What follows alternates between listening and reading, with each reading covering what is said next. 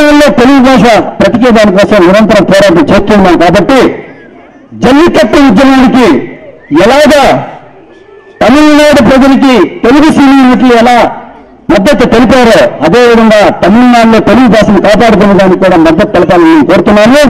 ఇది మా జీవితకాల సమస్యగా ఉండకుండా ప్రజలు ఎంతో ఇబ్బంది పడుతున్నారు. మాతృభాషలో చదువుకోవాలని చెప్పి పిల్లలు జల్లలు అంతా కూడా ఆరాటపడుతున్నారు.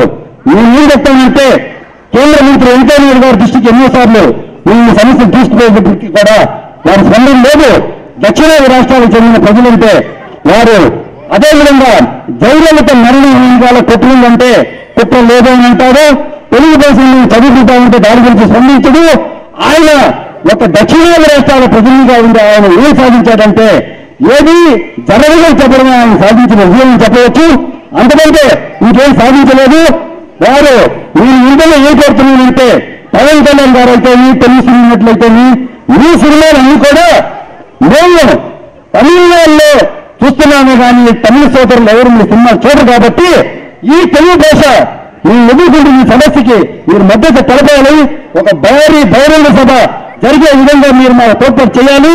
ఆంధ్ర ప్రజల కోసం మేము ఎలాగా ఈరోజు ఈ సంఘీభావ సభను ఎలా జరుగుతున్నామో మీరందరూ కూడా మాకు సంఘీభావంగా తరలి రావాలని చెప్పేసి అదేవిధంగా మా కోసం మా భాష కోసం మేము చేస్తున్న ఈ పోరాటానికి మీ మద్దతు కావాలి. మేము అందుకోసం మీ మద్దతు కోసం ఈరోజు మీకు సంఘీభావం ఒక రోజు మీరు తెలిపి మీకోసం తరలి ఇక్కడి నుంచి వస్తున్నాం కాబట్టి